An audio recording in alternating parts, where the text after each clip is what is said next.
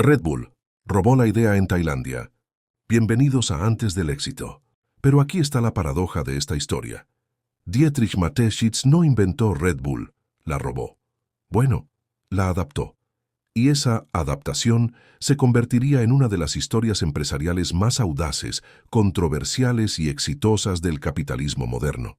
Una historia donde el que llegó segundo ganó todo. Mateschitz era un tipo ordinario, dolorosamente ordinario.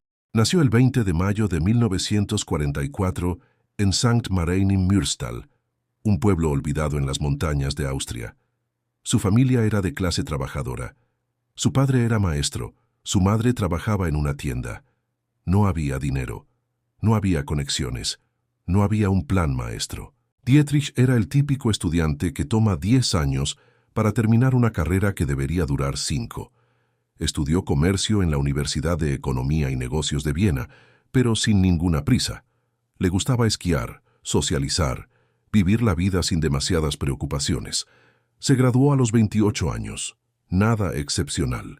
Su primer trabajo fue vendiendo detergente para Unilever, luego pasta de dientes para Blendax. Imagina eso, el futuro multimillonario tocando puertas, convenciendo a dueños de tiendas de que compraran cajas de cepillos y crema dental. Para cuando llegó a los 35 años, Dietrich Mateschitz era exactamente lo que nunca soñó ser.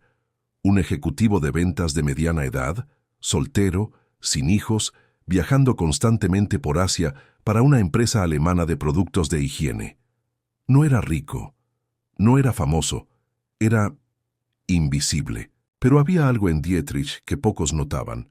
Era un observador obsesivo. En cada viaje, en cada país, no solo vendía productos, estudiaba, miraba qué consumían las personas, cómo vivían, qué necesitaban, y en 1982, durante uno de esos viajes interminables a Tailandia, cansado, con jet lag, con 37 años y preguntándose si este sería el resto de su vida, todo cambió. La historia oficial dice que Mateschitz descubrió Krating Daeng, que literalmente significa Red Bull en tailandés, en el lobby de su hotel en Bangkok. La bebida era popular entre choferes de camión, trabajadores de construcción y la clase trabajadora tailandesa. Una pequeña botella marrón con un sabor terrible, pero que te mantenía despierto durante horas. El creador era Chaleo Yovidya, un empresario tailandés de origen chino-tailandés que había creado la fórmula en 1976. Chaleo había crecido en la pobreza absoluta, criando patos en una granja. Había trabajado desde niño y entendía lo que significaba el agotamiento físico. Por eso, creó Krating Daeng, una bebida barata y funcional para la gente que trabajaba 12, 14, 16 horas al día. Cuando Mateschitz probó esa bebida no le gustó el sabor, pero notó algo más importante. Funcionaba, realmente funcionaba. El jet lag desaparecía, la concentración regresaba. Y entonces tuvo una idea que parecía ridícula. ¿Y si llevaba esta bebida a Occidente? Muchas veces la oportunidad de tu vida no viene empaquetada de forma bonita. Viene en una botella que sabe horrible, en un país extranjero, en el momento más ordinario. La pregunta es, ¿estás observando lo suficiente para verla? Mateschitz regresó a Tailandia varias veces. Estudió el producto, investigó el mercado y tomó una decisión que todos a su alrededor consideraron una locura. Renunciaría a su trabajo estable, invertiría todos sus ahorros, unos $500,000, y convencería a Chaleo Yovidya de crear una sociedad 50-50 para llevar Red Bull al mundo occidental. Tenía 40 años, cero experiencia en la industria de bebidas, cero conexiones en distribución, y estaba apostando todo a una bebida que sabía a jarabe medicinal. Su familia pensó que había perdido la cabeza. Sus amigos le dijeron que era un suicidio comercial, pero Dietrich Mateschitz había pasado 40 años siendo invisible, siendo ordinario, y algo dentro de él le gritaba, «Esto es tu oportunidad. Si no la tomas ahora, nunca lo harás». En 1984, después de 2 años de negociaciones, convenció a Chaleo. Acordaron dividir la empresa en 3 partes, 49% para Chaleo, 49% para Mateschitz y 2% para Chaleo Jovidia Jr., el hijo de Chaleo, quien manejaría la operación en Asia. Cada uno aportaría $500,000. Red Bull GmbH fue fundada oficialmente en 1984. Lo que nadie sabía entonces era que esta sociedad se convertiría en una de las más rentables en la historia del comercio. Pero primero, tendrían que sobrevivir. Adelanto un poco la historia para que entiendas la magnitud del desastre que venía. Red Bull tardó 3 años en obtener la aprobación para vender su bebida en Austria. 3 años, porque cada regulador que la aprobaba decía lo mismo. Esto sabe horrible. ¿Por qué alguien pagaría por esto?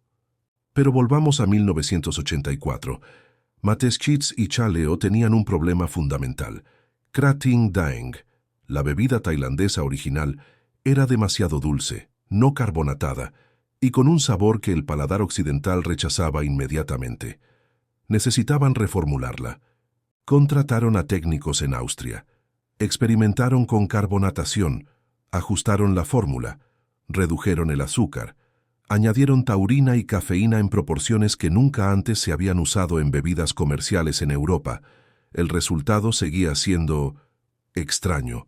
No era un refresco, no era un jugo, era algo completamente nuevo. Y ahí estaba el problema.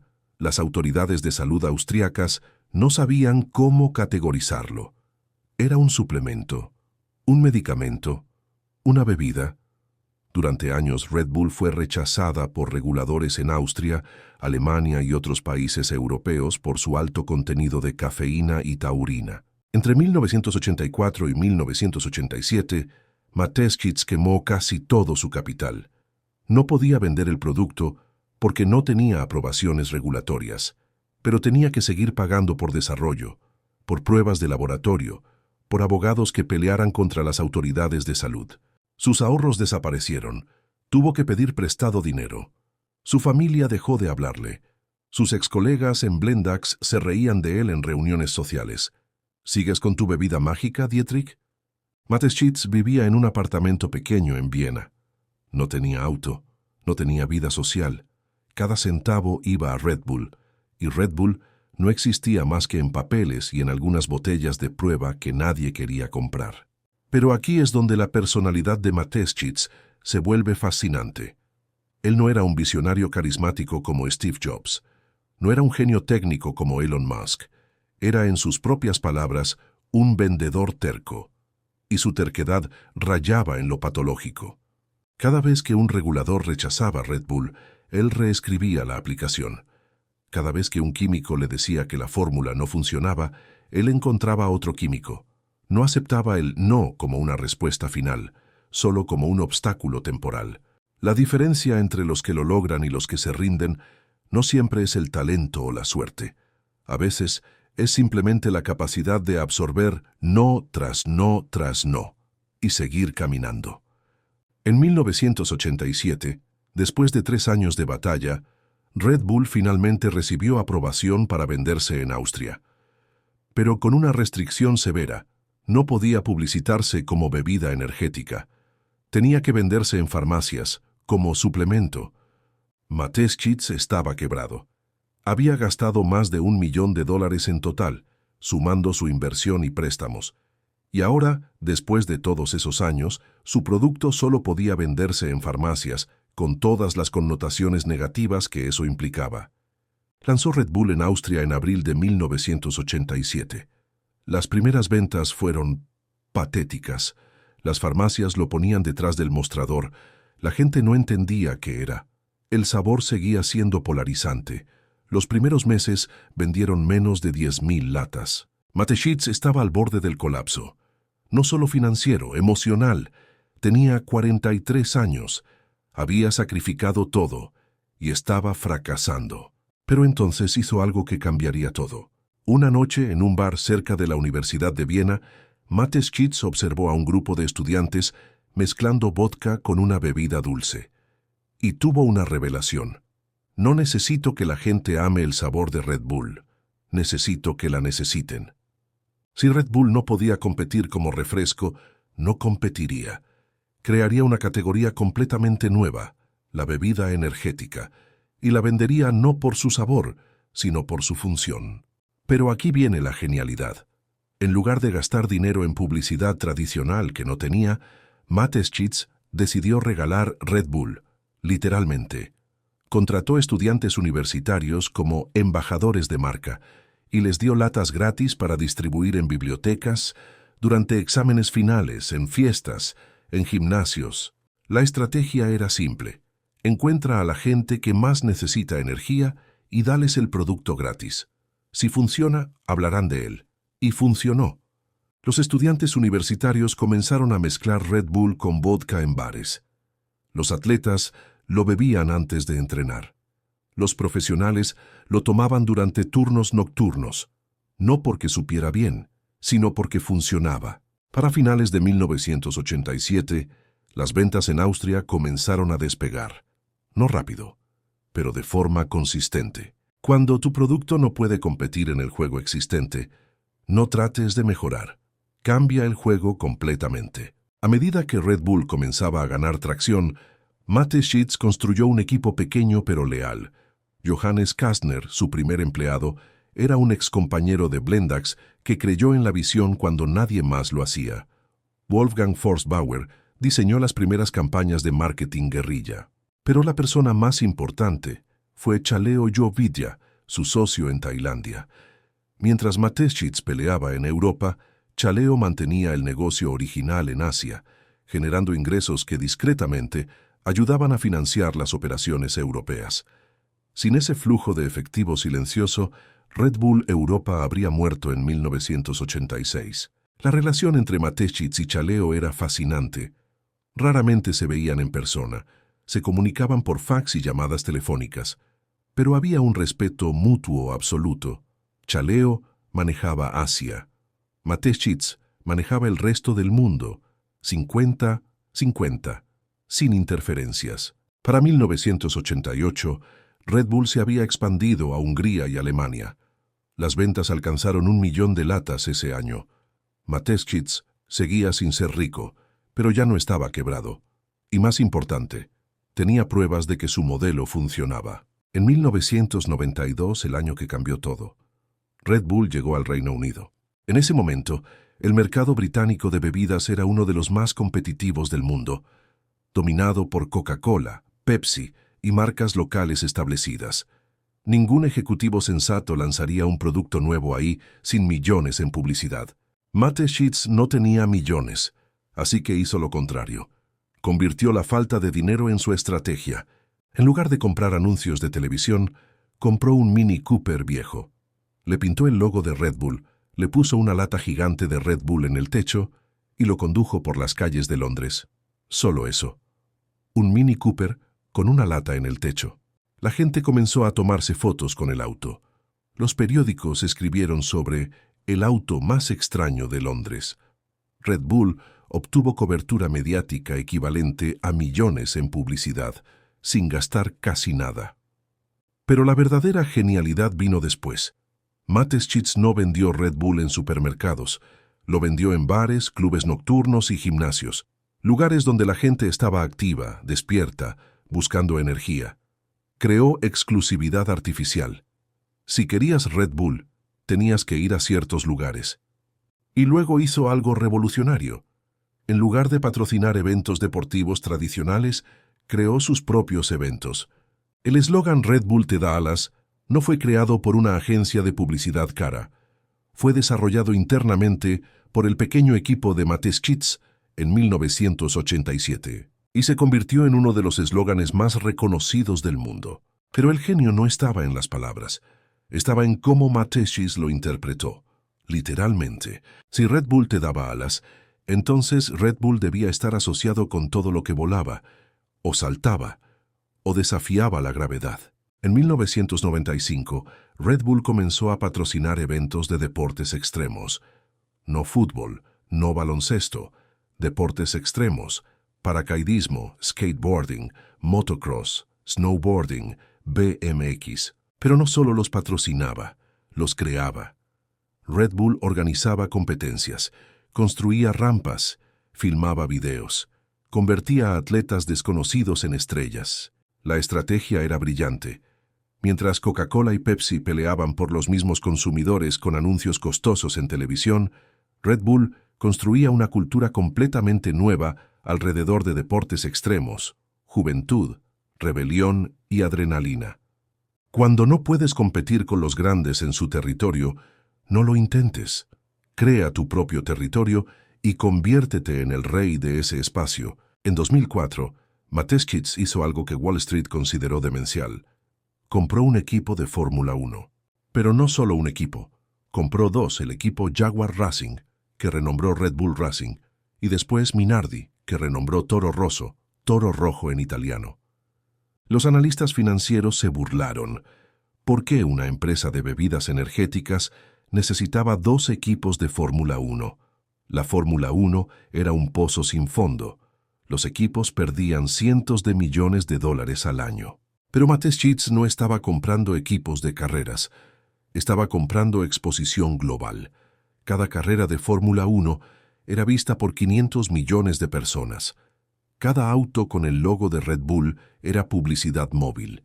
Y a diferencia de la publicidad tradicional, la Fórmula 1 era emocionante, aspiracional, sexy. En 2010, Red Bull Racing ganó su primer campeonato mundial de constructores. Sebastian Vettel ganó el campeonato de pilotos. Y de repente, Red Bull no era solo una bebida, era una marca de ganadores. Para 2005, Red Bull vendía más de 3.000 millones de latas al año en más de 100 países. Los ingresos superaban los 2.000 millones de dólares anuales.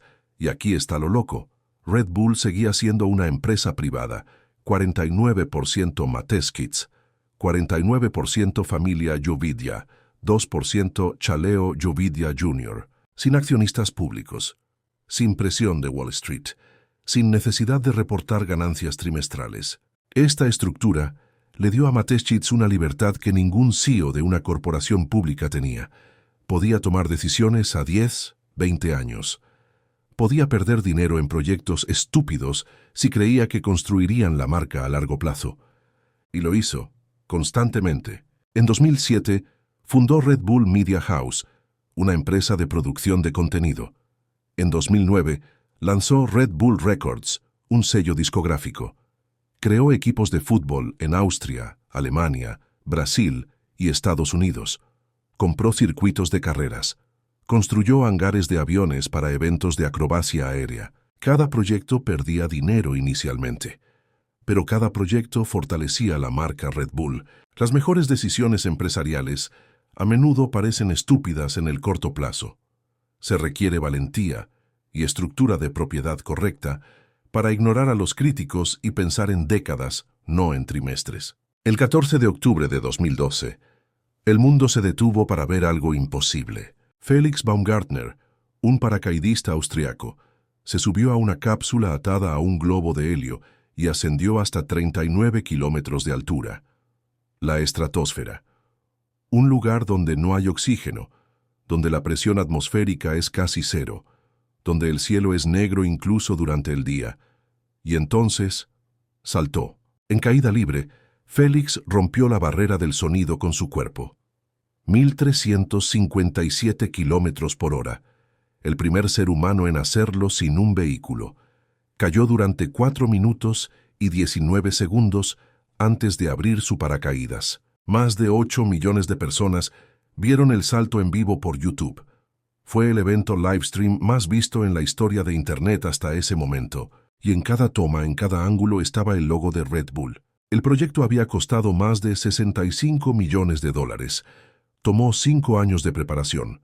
Equipos de ingenieros aeroespaciales, médicos, científicos, cineastas, todo financiado por Red Bull. ¿Por qué? Porque Mateschitz entendía algo fundamental. Red Bull no vendía bebidas energéticas, vendía una idea. La idea de que los límites humanos estaban hechos para romperse. La idea de que lo imposible era solo otra palabra para todavía no lo hemos intentado. El retorno de inversión fue incalculable. La cobertura mediática global fue estimada en más de 6.000 millones de dólares en publicidad equivalente. Pero más importante, ese salto cementó a Red Bull como la marca más audaz, más atrevida, más visionaria del planeta. El verdadero éxito no es vender productos, es vender una filosofía, una visión del mundo que la gente quiere adoptar. Cuando logras eso, el producto se vende solo. Para 2013, Red Bull vendía más de 5.3 mil millones de latas al año. Los ingresos superaban los 5.1 mil millones de dólares. La empresa estaba valuada en más de 10 mil millones de dólares. Dietrich Mateschitz, el vendedor de pasta de dientes que todos olvidaron, era ahora uno de los hombres más ricos de Austria. Su fortuna personal se estimaba en 7 mil millones de dólares. Pero aquí está lo fascinante. Mateschitz vivía de forma increíblemente privada. No daba entrevistas. No aparecía en eventos públicos. No tenía cuentas en redes sociales.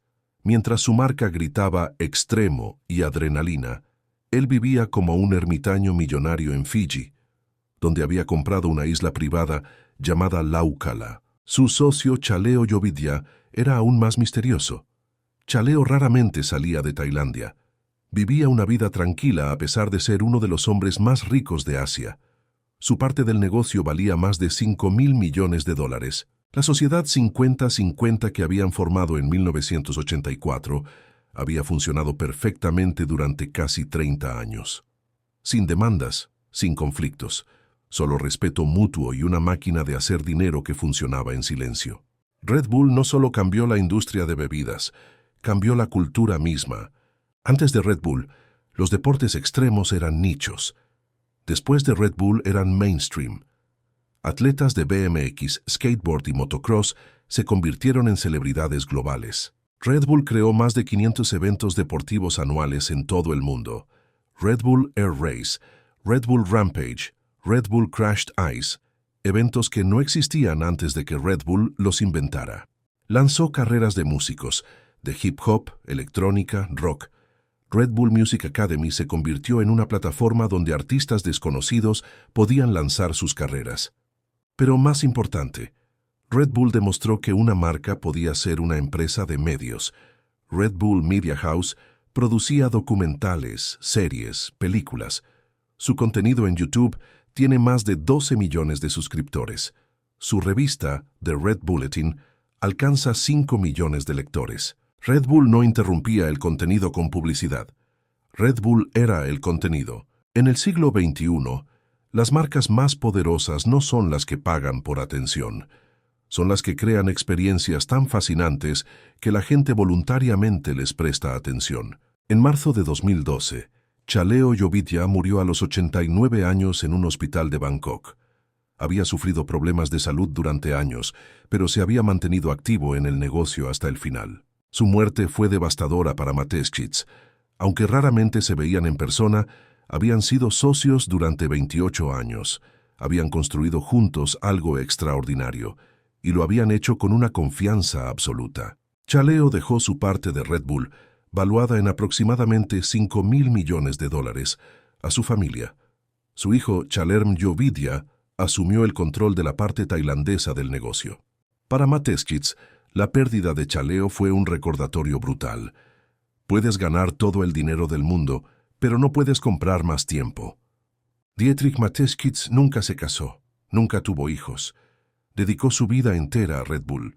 En entrevistas, admitió que su obsesión con el trabajo le había costado relaciones personales. Dijo: «He vivido una vida poco convencional. No me arrepiento, pero reconozco que hay un precio». Vivía solo en su isla en Fiji. Ocasionalmente viajaba a Austria para supervisar el negocio, pero cada vez menos. Delegó operaciones a ejecutivos de confianza. Él se enfocaba en la visión de largo plazo. Sus amigos cercanos eran pocos, su familia distante, pero tenía su imperio y tenía su legado. Después de la muerte de Chaleo, Mateschitz comenzó a pensar más en mortalidad y legado, no de forma morbosa sino práctica. Comenzó a donar más. Financió proyectos de conservación ambiental en Fiji y Austria. Apoyó causas educativas, pero nunca de forma pública. No quería reconocimiento, solo quería que su dinero hiciera bien. En 2014, durante una de sus raras entrevistas, le preguntaron qué quería que la gente recordara de él. Su respuesta fue sorprendente. «No me importa si me recuerdan, Me importa si Red Bull inspira a la gente a vivir vidas más audaces. Si lo hace, mi trabajo está completo. Al final el éxito no se mide en dinero o fama. Se mide en el impacto que tuviste, en la forma en que otros ven lo que es posible. El 22 de octubre de 2022, Dietrich Mateschitz murió a los 78 años, después de una batalla contra el cáncer. Su muerte fue anunciada por Red Bull en un comunicado simple. Estamos profundamente entristecidos por el fallecimiento de Dietrich Mateschitz. Red Bull pierde a su fundador y visionario. En el momento de su muerte, su fortuna personal se estimaba en 27.4 mil millones de dólares. Era el austriaco más rico de la historia. Pero los números no capturan lo que realmente logró. Mateschitz no solo construyó una empresa, construyó una cultura. Demostró que un outsider de 40 años, sin experiencia en una industria, podía entrar y reescribir todas las reglas. Demostró que una bebida que sabe rara puede vender más de 10.000 millones de latas al año si está conectada con algo más grande que el sabor. Demostró que puedes robar una idea de Tailandia, mejorarla y convertirla en un fenómeno global, y que todos pueden ganar en el proceso. Hoy Red Bull es más que una bebida. Es un imperio de medios, un estudio de deportes, una casa productora, un estilo de vida. Su modelo ha sido copiado por cientos de marcas, pero nadie lo ha replicado con el mismo éxito. Porque Red Bull nunca fue sobre la bebida. Fue sobre la visión de un hombre terco que creyó que podía cambiar el mundo, y lo hizo. La próxima vez que veas una lata de Red Bull, recuerda, ese logo no representa una bebida. Representa una apuesta imposible que funcionó. Representa a un vendedor de pasta de dientes que decidió que su vida ordinaria no era suficiente. Representa años de rechazo, bancarrota y duda, seguidos de persistencia inquebrantable. Y representa una lección fundamental. No importa dónde estés ahora, no importa cuántos años tengas, no importa cuántas veces hayas fallado. Tu momento puede estar esperándote en un hotel en Bangkok, o en una conversación casual, o en una idea que todos dicen que no funcionará. La pregunta es, cuando ese momento llegue, ¿tendrás el coraje de apostarlo todo? Porque eso es lo que separa las historias que contamos de las vidas que olvidamos. Red Bull te da alas, pero solo tú puedes decidir volar. Gracias por acompañarme. Te mando un abrazo y nos vemos en el próximo episodio.